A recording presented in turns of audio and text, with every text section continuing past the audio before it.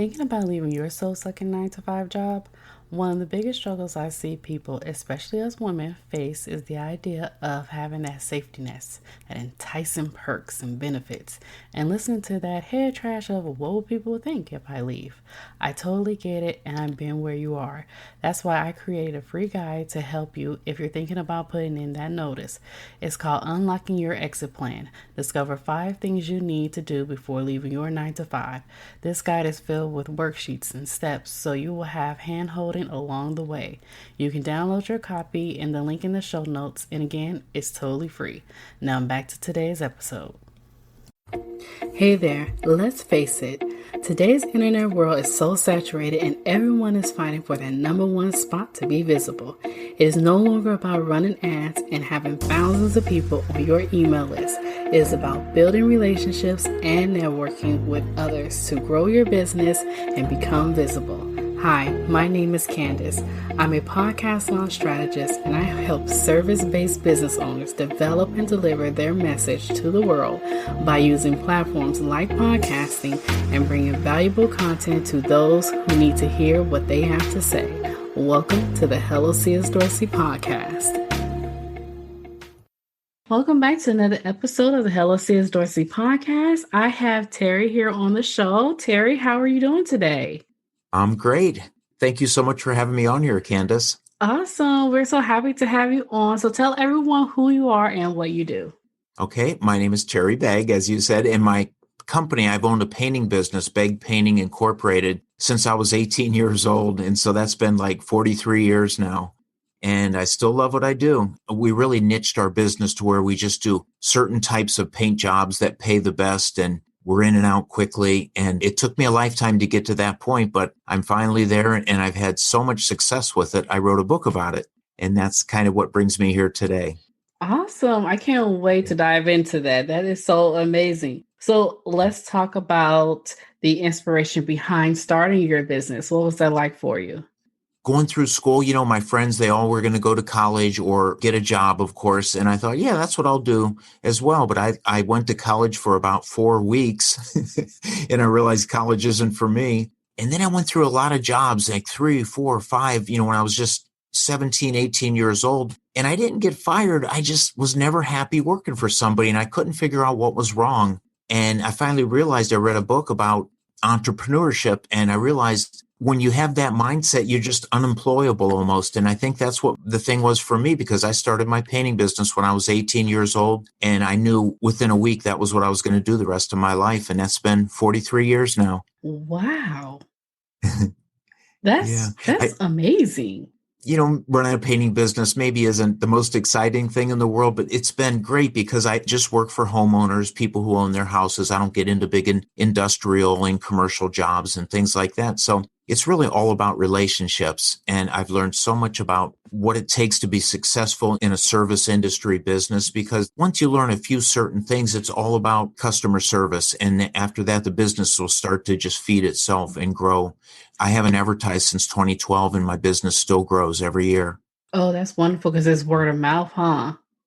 Yeah, exactly. It's all referrals and repeat business. That's awesome. That's amazing. Speaking of building relationships, I actually had a podcast guest that's before your episode, so that's going to be coming out soon. We just talked about, how important it is to build relationships and how key it is to do so, to have that human to human contact and just, give value to those people. And once you have that connection, they're going to be like, oh, I know someone.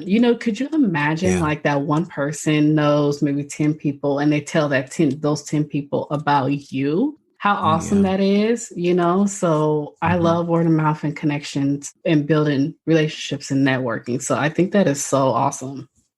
Right. Yeah. I know so many people think they need to advertise and get in front of, millions of people or even just thousands in their own community. But that word of mouth marketing, if you treat people right, it grows really fast. I mean, before I knew it, I had more work than I could handle. And so I either had a choice of either growing and getting bigger, which I really didn't want to do. We already had 3 employees and we were turning over a house a day. So we were really knocking them out. And I still couldn't keep up. So I just started taking only the best easiest cash flowing jobs that I could find. And that's where my business is at today. But my point is, it didn't take long. Once I started learning what it was the customers wanted, they want to build a relationship with a contractor and know they could use them over and over. And once you figure out certain little things about it, everything it just sort of feeds itself and it grows without you really doing anything more, especially any advertising. As I said, it will, that word of mouth marketing, when you treat people right, word travels fast. Now, this is very interesting because, okay, some people think that online and offline, the marketing is completely different, but it's not. And I'm so happy that you mentioned that you learned what your customers wanted and essentially kind of like honed in on that. And it's the same thing when you're doing business online, everyone, who wants to listen. It's the same thing that you're doing online. You have to learn what and understand your ideal customer and what exactly it is that they want. And I'm so happy that you come on here because I don't think I really had anyone who had an entrepreneurship offline. I get a lot of them that's, online. So Sure. I'm really happy you came on to give your perspective and just basically say, hey, like it's the same concept, It is. It's just, in a different way. The online, there's ways of growing your business online that don't even cost anything, such as YouTube videos. If you want to add that personal touch, it's kind of hard in business to do, especially if you don't ever see people face to face. But there's nothing wrong with putting little 1-minute videos on YouTube and just letting people see what you're about and what you stand for. And it is a way of growing your business without even meeting people as well. I love this. I'm a note taker, And, so if I pause, I mean I'm taking notes. Oh, that's okay. And podcasting's another thing. It's a way to get your personality out there so people can see what you're about and what's important to you. And it sort of defines you, but then people can figure out, once they know who you are, they're going to trust you more once they see what your intentions are. And if you put helping the person ahead of helping yourself. And that's what I try to do in my business. And it always comes back to me, 2-3 times over every time. Just people want to reciprocate when you do something nice for them. And I don't charge for every little thing I do. Sometimes it helps to throw little things in. It makes you more unforgettable, I guess. Yes. No, that's good. I love it so much. So can you remember a time in your business or starting now where you had a hello moment? Oh my gosh, yeah. I was hoping you'd ask me that, actually, Candace. Look, I'm talking about the last 43 years in business. I can pinpoint it to the exact day, to the exact minute. And what it was is my wife and I, we got married when we were young. I was 21 and she was 19. And not because we had to, it's just we wanted to. And I tried to make it in the business and I really struggled. I mean, it wasn't always, all roses like I make it sound now. For the first 7 or 8 years, it was really tough. I mean, I felt like I was always one lost job from bankruptcy. We had bill collectors calling and it was horrible. And I promised my wife a good life if she married me. And I'll tell you what, I wasn't coming through and it put a lot of pressure on me. And I tried working hard. I mean, I tried to get any job I could find and just work it to death, but it really didn't help. I told her when I get better at painting, when I get better painting skills, things will get better. And I became a pretty good painter, but nothing changed. But when everything changed in my life was about, I think I was 27, 28 years old, I believe. And I came home from work one day. My wife was sitting there on the couch with tears in her eyes. And I said, "What's wrong?" And she said 3 little words to me that changed everything. They weren't, "I love you." They were, "Terry, I'm pregnant." And that was it. There was something about that just sparked something in me. And I realized, I've been dragging my wife along in this very humdrum, barely get by life. And I wasn't going to do that with the family. And I just decided I needed to figure things out. And I took a whole different look at my business and I started treating my customers like they were my friends. I did a few other things, to get things rolling, joined some professional associations and put up all the money I could possibly afford to buy a series of ads just to get the ball rolling a little bit. And everything changed. Within that 6 months, I doubled my income. And over the next period of 1 more year, I doubled it again. And everything changed in my life. And it's done nothing but increase ever since then. But the big realization was knowing that I had other people depending on me and I had to step it up and I had to figure it out because no one really was going to help me. It was all up to me to do it. And once I changed my mindset, everything changed for me. It all got easier once I changed how I thought about my business, but mostly how I thought about my customers. I hope that makes sense. No, it does. And I love the fact that you stated once you changed your mindset, then everything changed. And how Yeah, often do we always get in our head, oh, I can't do this, or I'm not good enough yeah, for this. But just that one yeah, moment, when your wife said that she was pregnant, you like, okay, that's out the window. Now it's time for to yep. beat the pavement. And Yeah, it's something about kids. I don't know what it is, something about kids and having a family. It just, turn you into, a superhuman being. Like it's amazing yeah. to me. It really is. Yeah. I was willing to do whatever it took. And I said, not only are we going to turn things around, you're not going to work. I want you to stay home. And, she wanted to anyways. And I didn't want her to take a job. I wanted her to take care of our kids. So that meant I even had to make more money. And I said, I'll work 3 jobs at a time if that's what I have to do. But it's just something about when you put yourself on the line and you, like you said before, you believe in yourself. And even when no one else believes in you and you're just not going to let it not happen, you're going to make it happen no matter what it takes. There's something about life will just align itself to help you along the way if it sees you're serious. I hope that doesn't sound too crazy to you, No, but it doesn't. I really believe that when life sees that you're serious and you're going to take something and take it seriously and go after it hard, it'll help you. People showed up in my life that I never could have planned for or imagined, and situations that worked out. Like there was a home improvement show just right at that same time that was coming along. And I ran into someone that said, get into that. And I barely had it. It cost me $500 to be in a home and garden show at a mall. But over the course of that week, I got like 60 people came in and saw me. There was a radio station there that talked about what I did. I was just a house painter, but it made it sound like I owned a painting business. And within a few months, I had hired a crew and everything started rolling from then. But it seemed like I had to take that first step to show life that I wasn't going to back down from this. I was going to figure it out. And things just started falling into place after that. Gosh, I love it. I love it so much. And I love the fact that you put yourself out there and you just went for it. And It was that's scary. definitely is definitely key. And I know you mentioned it was scary, but that's when I what I call happy afraid. Like it's a Yeah. happy feeling, but it's also a scary feeling. So I call it happy Yeah. afraid. You're Oh, happy and you're that's afraid. Oh, that's good. I like that. Yeah, I was reading a book just recently that so many people think of fear and excitement are really close. They're almost the same emotion. And a lot of people, they're excited, but they look at it as fear and they step away a little bit. And I thought that was really interesting in a book I had just read recently by Scott Allen about overcoming fear. And he said that in it is that sometimes we're not scared, we're excited, but we interpret it as fear. And when I started thinking about that, I thought, yeah, that's exactly what was going on in my life is just when you feel you can't go back, you look right past that fear and you just got to be ready for that challenge and almost excited for it. And, I went from just going in and telling customers what I could do for them to where I'd go in the house and if they offered me a cup of coffee, I didn't really drink coffee, but I sure as heck sat down and I had a cup of coffee with them because it gave me a chance to talk to them about, my son who was going to be born in a few months and how excited I was to paint their house and things like that. And it's just, I know it sounds kind of cliched, and they know you're there to sell something, but they also want to work with someone they understand and can kind of support, if you know what I mean. Yes, that's And, definitely key because even I do so. I live with my mom and her and we don't really have a lot of help. So we rely on mhm. like neighbors giving recommendations and different things like that. And everyone that we had come, do work for us or anything like that, we treat them as if, they're a part of the family, like they were one of our family members.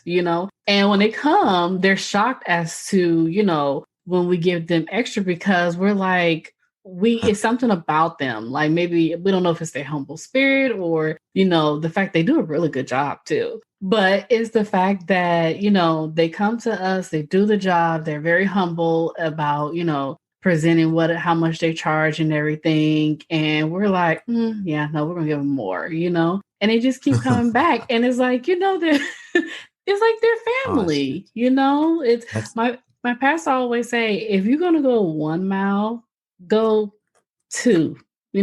Just take an extra couple of miles when giving or doing something for someone. Yeah. I love that. In a book that I wrote, I talk about that a lot is people reciprocate in kind when you do a little bit more for them. And it sounds like they go out of their way to do stuff for you guys because you're so, I have customers like that, like you guys are. They go out of their way to be nice. You almost have to start it, show them why you're there, and you're not there just to get a paycheck, but you're there to help them.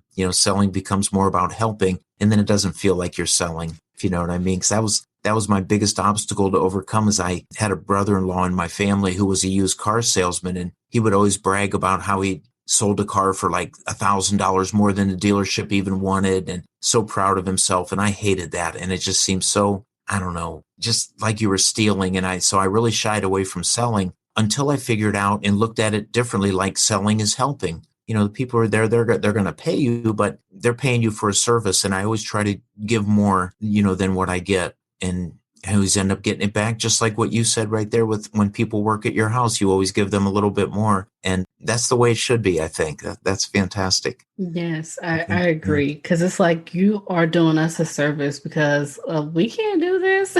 We don't want to do Yeah.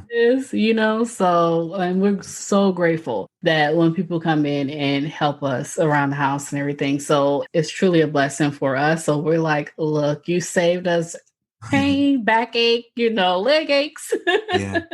and all the strenuous That's stuff. great. So, we are truly, truly grateful about that.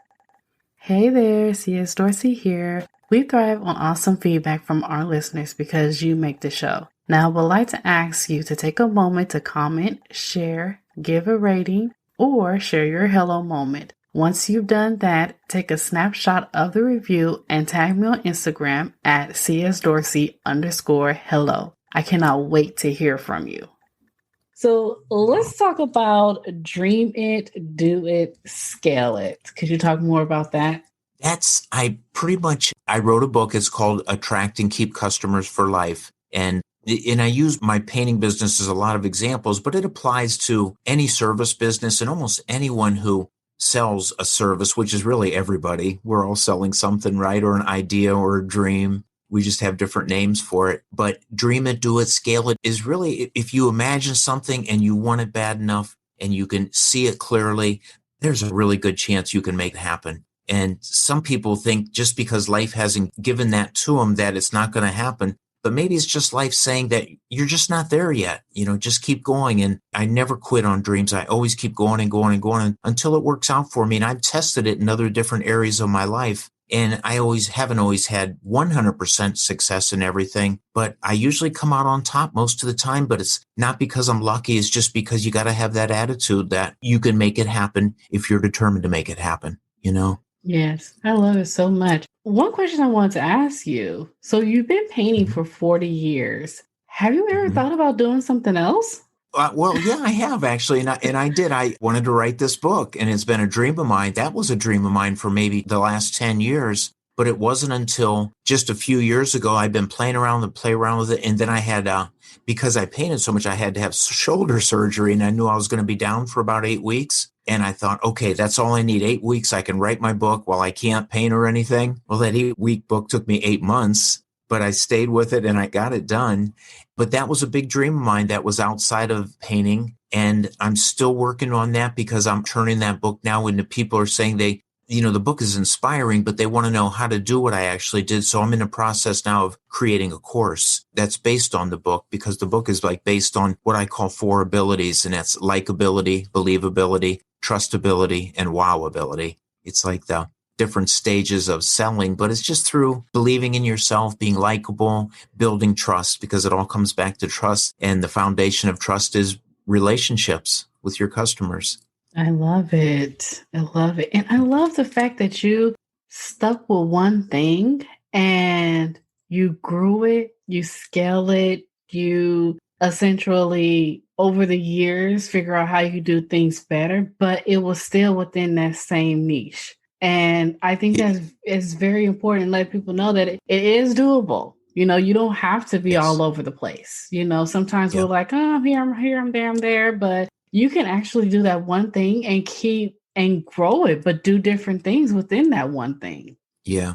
Right. No matter what you're doing, there's certain little things probably that whenever you do them, they always go well. The customer's happy. If you're in the service industry, that pays the best. And I say in my book, find that one thing. and then own that piece of the market. Be the go-to guy. When homeowners call other painters to have their house paint sprayed if they have aluminum siding and they want to spray, other painters recommend us because they know we're the guys that do that in our area. And I think it's really funny. Probably 15-20% of my work comes from other house painters, but it's all about, like what you just said, find what it is you like the best and then become the very best at it and become known for that, whatever that Yes. is. Yes. Love it so And, much. yeah, and it's different for different businesses, but you figure it out in time. You start to see what goes well, what's easy, what you always get great results at, and what you make your best money at. And that's probably where you should be directing your time and effort. It used to take us 3 days to paint a house, then it got to be 2. Now we do a house in 1 day. You figure out little shortcuts and ways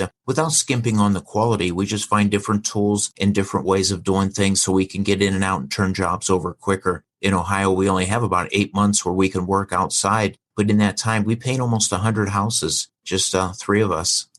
That's a really good, I won't say selling point, sound like that word. That's a really good offer. Or I would say, yeah, that's a really good offer. Like, we paint your house in 1 day. Like, if I can have somebody come in here and repaint for 1 day, I'm like, I would definitely take it no matter how much they cost, because it's like, it's a one and done, Yeah. Yeah, because what's the picture in your mind when a painter's coming in? Drop cloths everywhere, spilled paint, ladders you're ducking under. But no, if you could come in and out in a day, and people love that. At first, I thought it's going to sound like we're fly-by-night cheap painters, but we're not. We use the best paint on the market. We do a quality job, but there's just ways of expediting things, so you can go turn them over faster. And that applies to a lot of businesses. There's quicker ways of doing things. Mostly, a lot of that's in the service industry. But like I said, we all kind of, in a way, sell a service. Don't we, I guess? Yes, we do.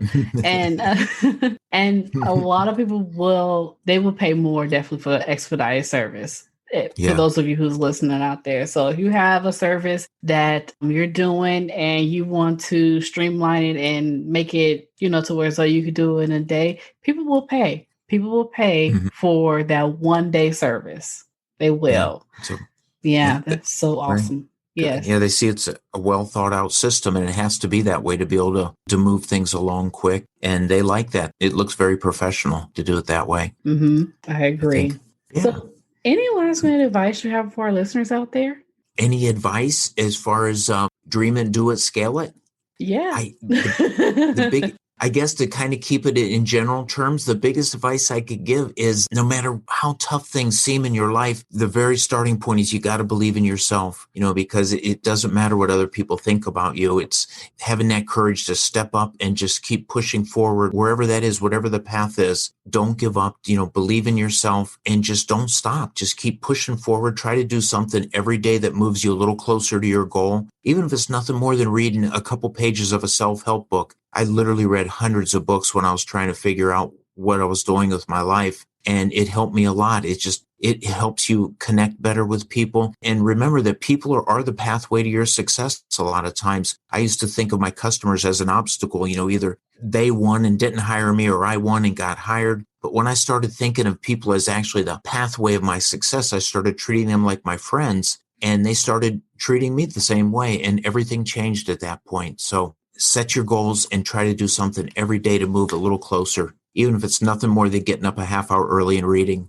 I really like that. So my follow-up question, how many goal generating activities or how many things, everybody have their goals and they have a long list of what they need to do to achieve those goals. So what do you recommend people do on a day, like 3 things, 2 things, or just one thing, just try to do one thing a day? Wow. Yeah, there's a lot of different ways of looking at it. But yeah, if you have a lot of goals, I would try to just focus on maybe the important one first, if you can, the most important thing to do that first day, maybe. And then if you can keep breaking it down, but if you could see the end goal, where you want to be, and then just try to look at it working backwards if you can. Come back, if you want more business, well, that means I got to spend more money on marketing. And to do that, I need to do more painting. I do more whatever I do to create a little more income first. Try to look at where you want to be and work backwards, and then start going every day. Maybe focus on one goal at a time if you can, so you don't feel overwhelmed, and complete each task and then go on to the next one. I think writing it down is really important because it's hard to hit a target that you can't see. I spend a little time in my book talking about, achieving your goals. But the starting point is having a written out plan and seeing where it is you want to be, and then work backwards and try to write down the steps it'll take and break them down as much as you can. If it's monthly, weekly, daily, maybe even just, like I said, one thing every day. Like you said, if you could just do one thing that moves you a little closer, and that keeps that motivation going, and eventually it'll build momentum.